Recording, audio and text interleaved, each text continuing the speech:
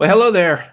We are live. I'm just going to check really fast to make sure. Yep, you're hearing it through my microphone. Don't want to give bad audio for this. And wait, a little bit high there in the adjustments. Super excited. We're going to be talking to the one and only Trey Taylor, Chief Executive Officer of Trinity Blue. We're going to be talking about a CEO only does three things. So without any further ado, let me get this intro started, and we'll be back in 38 seconds.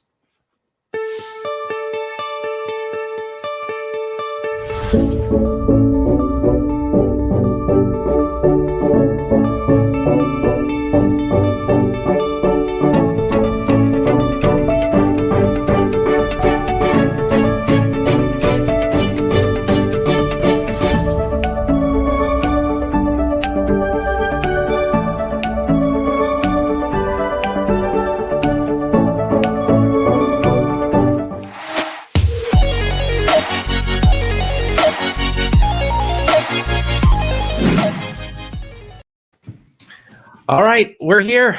We are here. My name is Jamie J. I'm the CEO and founder of Bottleneck Distant Assistance, but that's not what we're going to be talking about today. We're going to be talking about how to stop the bottleneck in your business. This is Live with Bottleneck, and I am really excited to have a conversation today with Trey Taylor, the Chief Executive Officer of Trinity Blue. We're going to be talking about a CEO only does three things. And why, oh, why can Trey help you stop the bottleneck in your business? Well, there's a million different things he can do. He's absolutely amazing.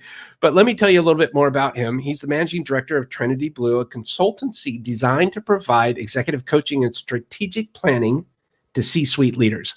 His experience derives from fields as diverse as technology, financial services, venture capital, and commercial real estate development. Frequently featured as a keynote speaker, he has addressed attendees at the Human Capital Institute, the Ascend Conference, and many other engagements. You can find out more about Taylor's consulting work at trinity-blue.com. Without any further ado, let me welcome Trey Taylor. How are you, sir? Jamie J., good to see you, my friend. Oh, this is fantastic. I am so stoked to have you here today, and I'm just excited to have a conversation about the three things only the CEO does. So before we step into that, though, I wonder if maybe you can give us a little bit of background, a little bit more than the bio there, and kind of who you are. Where are you in the world? And you know, have a conversation. Yeah, absolutely. So I raised my family in South Georgia. So we're about 3 hours south of Atlanta in a small town called Valdosta, Georgia. And we choose to be here. The family has been here for a long time, but we choose to be here because of the bubble that it provides us and our kids. So we are having a very different pandemic experience than other people in other parts of the country. And we have a lot of different experiences because of where we choose to live, of course. And so that's where we are. And from our home base here of operations, I run a family office. We own an insurance company, we own a consulting company, and we do some investments through an investment fund as well. And so that's where I spend most of my time is coaching the executives in those businesses, which we happen to be owners or part owners in, but also then coaching executives in C-suites around the country and other clients of ours too. Oh, that's fantastic. Yeah, you are pretty busy. We were just talking in the green room before we started about you having 88 meetings a day and just, you know, seeing a lot of other people that are staying busy here in Q1. And what a blessing, because I don't know about you, but last year was pretty challenging for us here. And we deal with a lot of other businesses. We've seen a lot of challenges in other businesses. So it's a blessing to see things kind of turning around, and hopefully the trajectory keeps pointing, you know, up at an angle. I completely agree with you. Jamie, you know, you and I have spoken about this before, but in March of last year, I got on the phone with all of my consulting clients, relieved them of obligations of payments under the consulting contracts.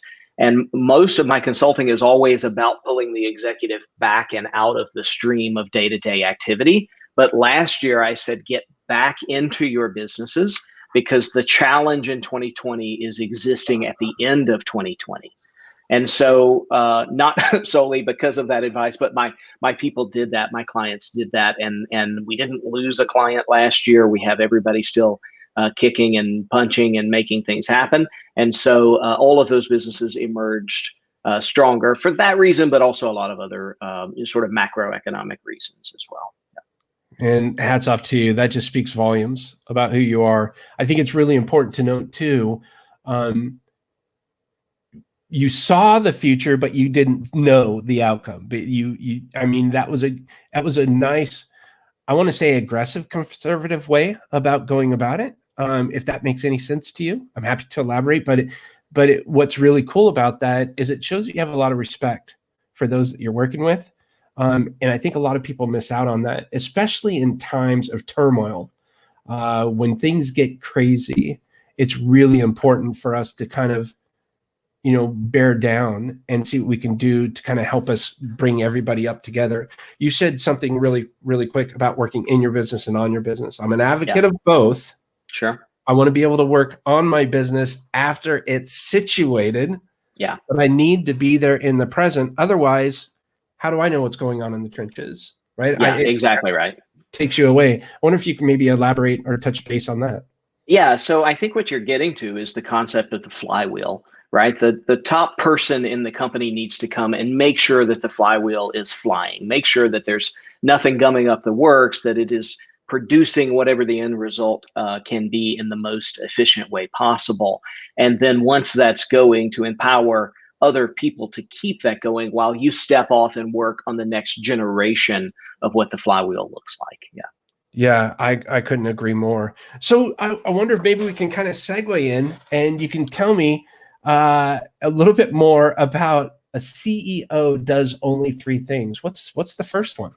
Yeah, so the three things are culture, people, and numbers. And you and I really resonate, and we connect around your concept of being the bottleneck. And let's just be super transparent and honest. Who's the biggest bottleneck in anybody's company? It's you. It's the CEO. It's the top executive at all times. And so I came to this book through the lens of personal experience, where I had to take over my family business in an unexpected way when my dad, at the age of 52, passed away. And Jamie, we know now actually that he passed away of COVID. It was the 2005 version of COVID. They didn't call it that. They called it SARS-2 variant, some number behind that. And it wasn't until last year that we pulled the medical records out and sort of looked back in it and said, "Oh my gosh, we've been here before." And so what that did was take me out of a corporate America life where I was had just accepted a job with AOL Time Warner to take and dispose of about 75 companies that they had purchased in order to raise cash, sort of lifeline cash for that company to continue to exist in a market that had changed very radically from what they had started. And I couldn't take that job because I needed to go sit in the chair that my dad had occupied. And so the thing that I needed the most that first day, which was actually 16 years ago this week, the thing that I needed most was a job description.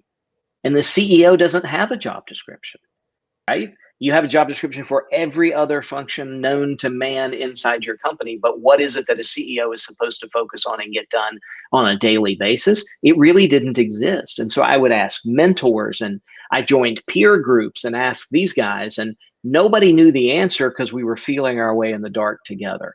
And so I attended a conference a couple of years ago, 3 years ago. And the speaker behind me on the conference stood up and said, "Your only moral imperative is to be the person you needed when you were younger."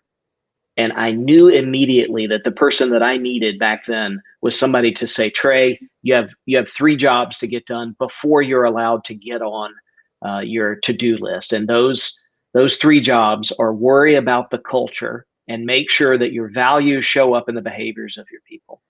Worry about your people and make sure that you're casting the right person in the right role, reading the right script to produce the right box office returns. And make sure that those returns are quantified and transparently available to anyone in the organization who can use them to grow your business or deepen their own understanding of the business. And so to say that the book flew out of me is a complete lie, and I won't tell you that. But as I beat it out onto legal pads and took legal pads to word processors to editors, a whole skew of editors, so forth and so on. It began to take shape in a way that was that I finally got so sick of reading it that it was time to publish it. And so we put it out there, and it went out November the 15th, and it was an Amazon bestseller in 48 hours. And it continues to sell really well. The publisher just came back to me and said, we're selecting this as our 2021 marketing push. And so they think we're going to go to 50,000 copies this year. Congratulations, Trey. That's huge. That's huge. Yeah. Let me say, so I'm selfishly going to ask this question because this is relevant in my world. Hopefully it's relevant to a lot of other people that may be going out on a limb. I will say on a limb and write their book. I'm freaking out, to be honest with you. I don't know how well received it's going to be. That's getting imposter syndrome. That's getting all these other emotions. And it is, like you said, it's challenging to write something because I want to put something out there that, hey, I've gone through this. I struggled through it. I happen to come out on the other side of it pretty dang good. And here's what I learned across the way. You know, that's kind of what I'm sharing out there.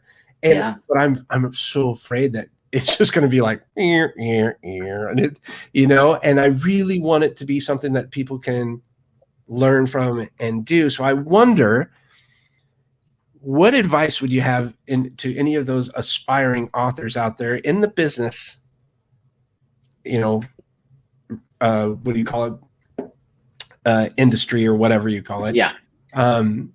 What advice would you have them from getting it to that pad of paper?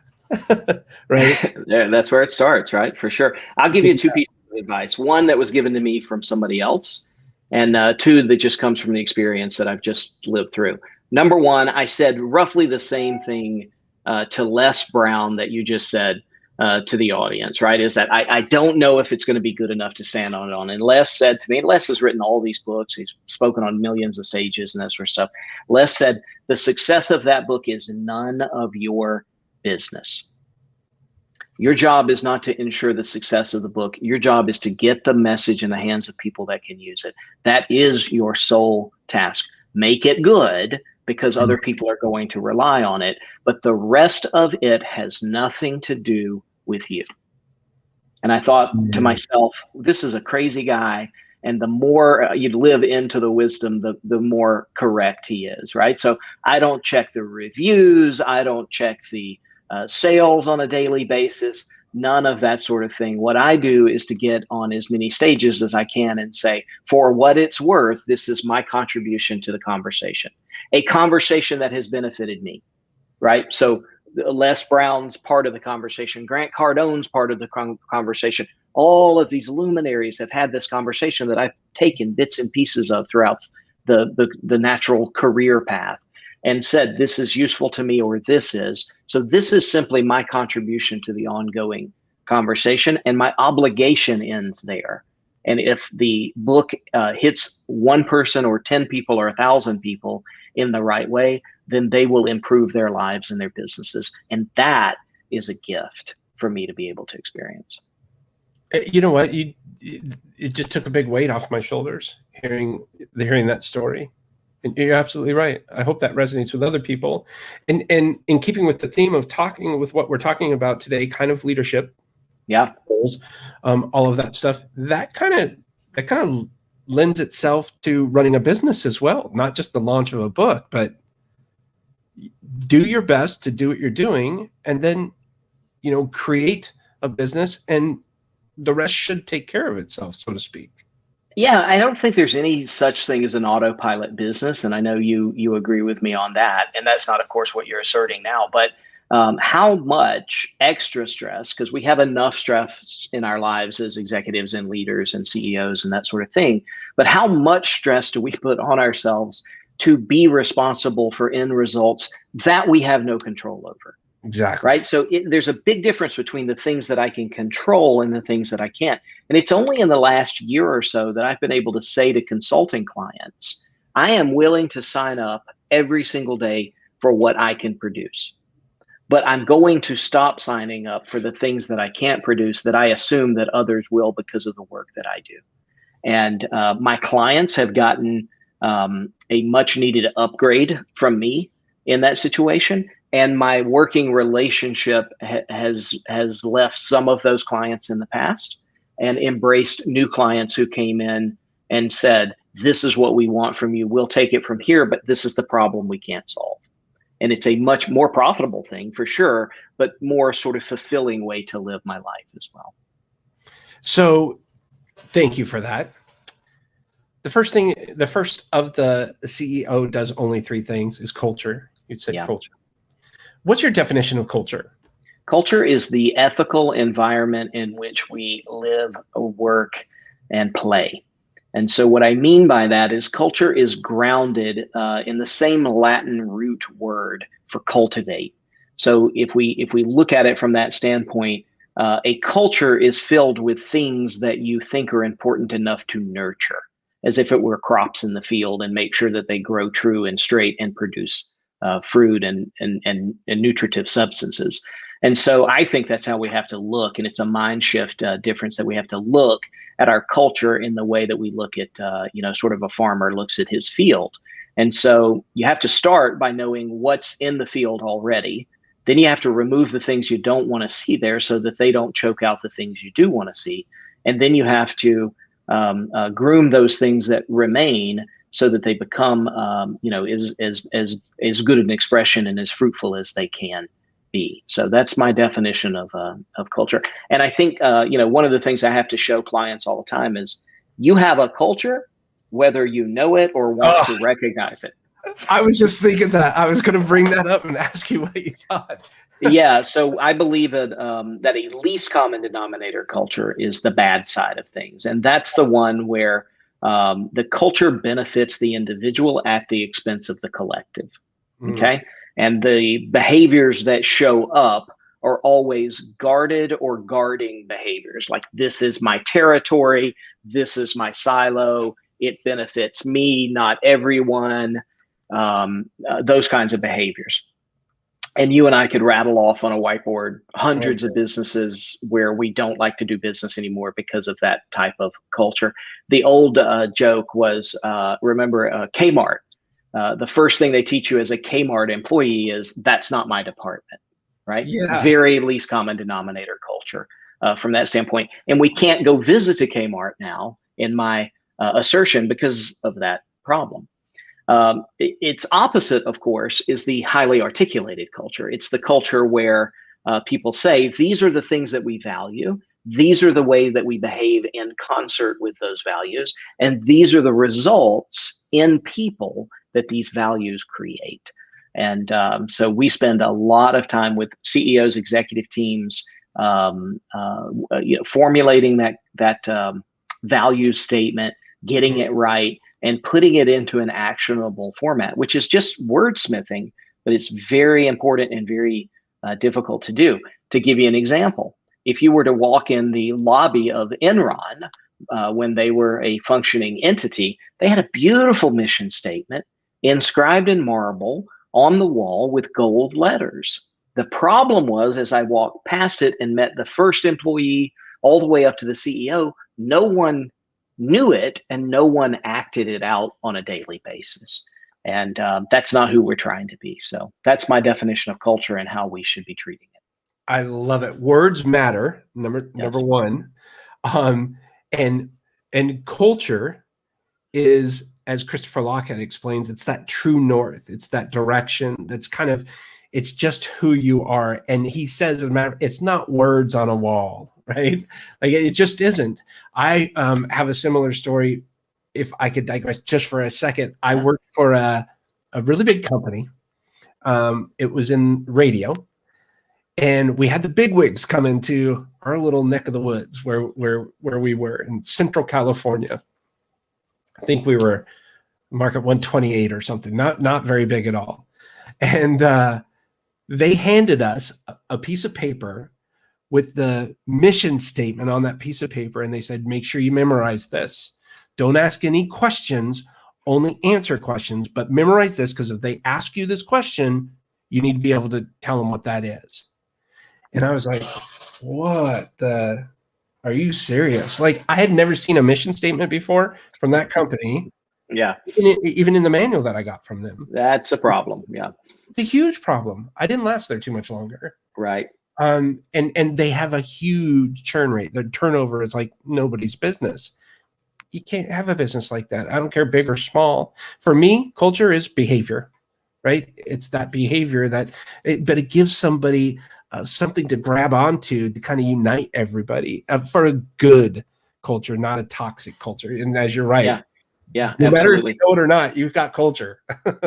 We had a piece of real estate that we bought that had been relatively vacant, but definitely neglected by the landlord for a long time. And as we were sort of doing the final inspection after we had purchased it and sort of beginning that list of things that we wanted to fix, I looked out at the parking lot, and the weeds had started to overtake the parking lot. Now, the parking lot had 4 inches of asphalt on it, but the weeds still found a way in an environment where no one was watching to take over the parking lot. And I thought, man, am I looking at a metaphor here for corporate America or what? Right. But here's the challenge. I don't think you can invent a title called Chief Culture Officer and let that person go off and worry about that thing. I don't think that's it. For me, you cannot separate the value of the people who are on the journey with you from the culture that they exist within and the results that they produce by collective action. Those things are a trinity. They're a triple bond together. And that's why I think that you can't break those apart. Lots of podcasters tell me, well, if you had to choose one, which would you choose? It's like, man, that's the wrong question because you can't. No. Yeah. And you just mentioned people, which is a nice segue into the second point, because people ultimately make up the culture, good or bad, indifferent, whatever that means. But in order to attract good people, and when I say attract good people, for me, I can't wait to hear your version because you wrote the book on this. But for me, it's people are people. Business, you don't do business with a business, you do business with a person. No matter if it's a vendor, no matter if it's a team member, no matter if it's a client, people are people. And I think you need to have a good, consistent behavioral message throughout with a similar set core value system or belief system that resonates throughout, that echoes throughout the entire company, whether it's 2 people or 2,000 people, it doesn't matter. If there's not something that these people can grasp and unite and gather around, I think you're going to have a really hard time growing that company, scaling that company, or attracting the type of people that you want to be involved with. I completely agree with you 100%. And the mindset that I think, I don't think Hollywood gets it right a lot of times, okay? Because I love to have them as my punching bag for moral issues and all this sort of thing. But they get it right on this most of the time. You write the script that produces the story that you want to watch unfold so that you get to the end of the story and you feel good about it. And then they go out and they select the right talent, meaning the one person who can do it better than anybody else. And you put that person in the role and you invest in the success of that person in making that role come to life on the team play of a movie. And I think they get that right. So we have had to shift our mindset to start thinking about people as talent, and how do I recruit them? How do I find them? But also, how do I retain them after the script changes? And maybe they are not as interested, or maybe they have grown in a different direction or something of that nature. How do I keep them committed to the mission? And there are tons of things about that. The greatest actionable skill that I can sell around that is pick up a pen and write a handwritten note. Write it to the person on your team. Write it to the family members of the person on your team. We have had people who, win awards and prizes and things like that, both within the company and within the industry that we work in. And immediately I will sit down and write a thank you note to the family and say, thank you for sharing this person with us. Thank you for being such a part of this wonderful experience that they are living through. Thank you for sharing their greatness with us so that we are blessed by it and that sort of thing. And people appreciate that every single time. And it is a great gift for me to be able to give. And I think about it in this way, Jamie, and you'll understand this. I think about what would happen if my son got a note from my boss who said, Your dad is excellent at what he does. And here are 3 examples of that, right? I would just be over the moon to brag about myself in front of my son that way. And I think we're all wired that way. And I think CEOs can take immediate action on that. I so appreciate you bringing up that point. That is huge. And if you don't mind, I'd love to be able to quote that in my book, what you just said, because I think of empowerment, I think of engagement, I think of giving people the opportunity to share their voice. Again, this is people. We don't have an org chart per se. We have a flat line. Everybody's a leader. When we have our meetings, a different team member leads the meeting every week. A different team member does their own personal training for everyone else to get an insight as to what it is they do. It gives them an opportunity to share and shine. And we also cover missteps every meeting. And we were a little bit hesitant in the beginning to do this because people don't like to say they mess up. But you know what I found? When someone has a challenge in our organization and they miss a deadline or they do something that they feel, oh, I made a mistake, it's amazing to see the troops, so to speak, rally around them and say, how can we help you? How can we support you? And what I've found is we've created an environment now, and I say we because it is the entire team that lifts everybody up when they're down.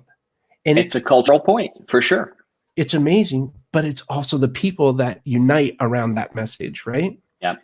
And I think that's so missing. How many times do people say, oh, I would have had a good idea, but I felt stupid. I didn't want anybody to think I felt stupid. Right. Exactly right.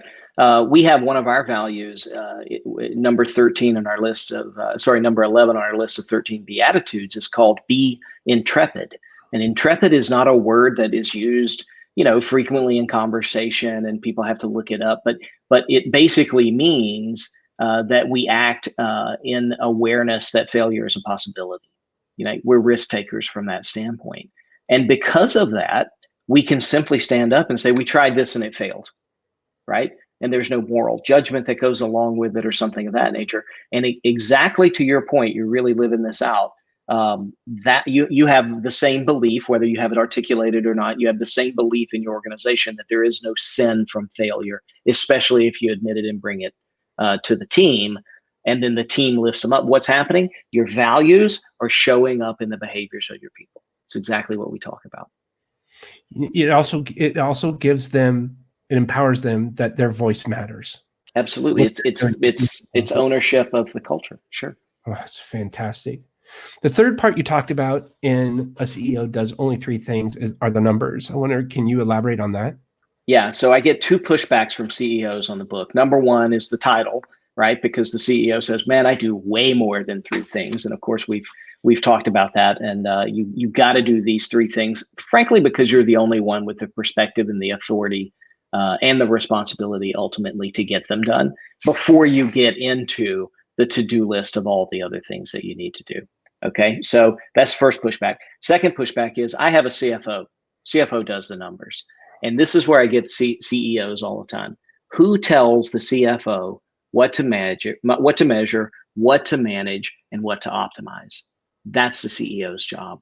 So a CFO is going to look at revenue coming in, expenses going out. What do we do with free cash flow? That sort of thing. Of course they are. But what about the soft metrics of how many holidays do we have this year? How many new customers have we added, right? How many birthdays did we celebrate? How many cultural relevancy points did we establish? Whatever those soft metrics are, that's the job of the CEO to share or to frame, to share, and to be really transparent with and over communicate with the team. I love it. I love it. It's so true. And, speaking of CFOs, we have a virtual CFO, and he's a really good friend of mine. I was in a mastermind with him, and he's, oh my gosh, I think what he does is magic, because I see 3 + 3 in my book always equals 7 or 8 or 9. I never know. and I'm really bad at math. So much so that when I was out of college for so long, I had to go back and take a placement test when I went back to college several years back, obviously. And I purposely did the old zigzags on the math placement because I wanted to take the easiest math test just to get it out of general ed. Well, I found out that I had to take a remedial math class, and I was like, yes, I'll take it. I'll take it. And then the I forget what you call him, counselor said, "Oh, yeah, but that doesn't go towards your credit for your degree." Nope. Wait, what? She goes, no. You'll have to take an additional 2 classes after that. And I said, wait, I cheated. I really didn't do it. Please let me retake it. I went back and she goes, no, it looks like they were. And I said, look at it. It's zigzags. Please let me. She's like, I'm sorry, I can't do that. So I was like, okay, never again. That little side note said, though, he's been wonderful with us and he helps us out with all those numbers. But you're right. It had to come down to me to even make the decision to bring him on board. But I don't have to worry about the number things. It's so simple. I click 3 buttons and I can see the health of our company right now. Yeah. And that's all I wanted to do. Be able to click there, see how we're doing, compare it to last month. Super easy. I'm not punching in numbers, calculators, nothing like that, but it just that quick snapshot. And I think that's been a game changer for us. And I hope that other business owners can find something like that in their business, because it sure does relieve a lot of stress. Super important. And, the transparency and the education that goes along with that. So it's one thing if you know the health of the business, but if you tell the entire team that we made X amount of dollars last month, and share with them the metrics behind how you make money, what you do with it when you make money, how that helps growth, how it preserves jobs, that sort of thing. It is amazing what the team will present back to you. So about 5 or 6 years, well, I'll tell you, it was long ago now. It was 2009. At the beginning of 2009, I just really felt like we were going to have a very hard economic road to hoe in the country. And because of the business that we are in the insurance and employee benefits business, it's the tail at the end of the dog, but when it wags hard. And so I got the team around the table and said, guys, I need to come up with $200,000 of savings, bottom line savings, if we're going to weather this storm. If we don't, I'm not sure everybody has a job. I have a job, but I'm not sure everybody does. So we can solve this, or let's have a different conversation about who gets laid off first. And I asked them for $100,000 and they brought back $248,000 worth of suggestions. And we took $200,000 worth of those. Now, one of the suggestions was Trey shouldn't fly first class anymore. Well, as the CEO, that's sort of the perk and the benefit and that sort of thing. And I was grumpy about it. But at the end of the day, I couldn't ask them to contribute and not contribute myself. So that was one of the things that went by the wayside until we had, weathered that storm. And I was certain that we were going to be okay in the future. And thinking back on it, probably character building for me. But would I rather have done that or lose a team member that we had invested in? No question at all. But my team rallied around and brought that to me. If they didn't understand how much margin was worth in my business and been educated to think of the business like an owner of the business, they wouldn't have produced those results. They wouldn't have known how. Boy, you're giving me such good information. You're amazing, Trey. It's really cool to hear you talk like that. And hats off to you for being a freaking good human being. Oh man, I appreciate you saying that. Yeah, it's easy for people to get lost in our, I say in quotes here, first world problems, and that can be norm to some. Is it necessary? It's up to you to decide what it is. And sacrificing is different to different people, and for you to be able to be part of the solution with your team, no matter what that is, speaks volumes. I think that's fantastic. And I think more leaders need to do that, leading by example, leading with example. Well, I'll climb down off the cross because, not flying first class a couple of times was not on par with what the other things that we were looking at for sure. I have a But feeling you've done some other things, though. we definitely try to take care of each other, and that's the right thing to do. And because we do, we've got a phenomenally tight knit group, and we do hear the feedback sometimes. This is the downside of having a well articulated culture and people strategy. We do hear from people who come into the organization, if we make a mishire, that I never felt like I could find my seat at the table. And that it sits on my shoulders a little bit when I hear it, because it's testament to what we've done right, but it still leaves us aspirational on building a culture that other people can feel free to join. So I don't mind being vulnerable on that point a little bit. Real quick on this, and I know I got to respect your time here, but on that one, I might push back a little bit there. And the reason why is because I believe so much in finding people that employ a similar belief system for me. Now, that doesn't mean that they can't challenge me. I get challenged all the time, and I love it. I absolutely love it. And I'm not right all the time. I'm not wrong all the time, but I love having that happy medium. Yeah. But when you talk about mishiring and you have that aspirational need to have a place for more people in the organization, that's where I kind of say we have to be really careful. We, meaning business leaders, have to be careful. I know the bigger the company gets, the harder it is to maintain that. But what's challenging for me is if you bring in someone that doesn't believe in that vision, what you aspire to be, the mission, the daily objectives, the core values, they embrace the provocative point of view, the direction that you want to go. True. It's really hard to have a seat at the table.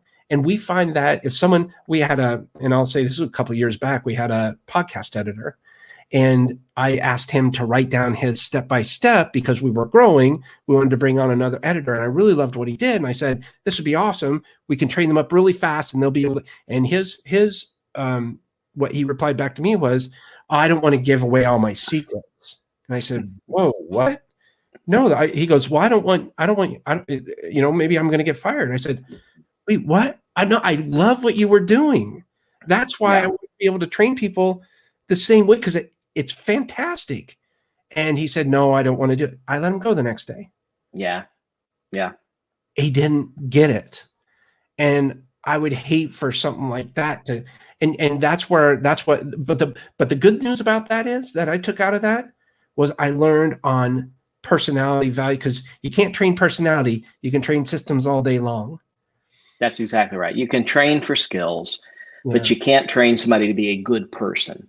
And so we have a very robust recruiting system, as you know, from the book, where we actually ask our candidates to give us their own job offer. And then we say yes or no to it, that sort of thing. But I mean, what we're doing is enrolling people in the culture and the business owner mindset from before they even take the job.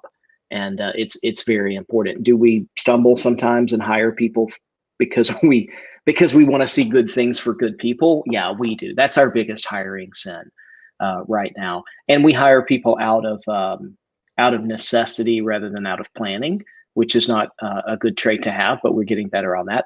COVID has made an amazing recruiting sea change in our organization, because a year and a half ago, I would have sworn on every holy book that every person had to be in our office, right? Until no one could be in our office, and our business didn't only do well, it did really well.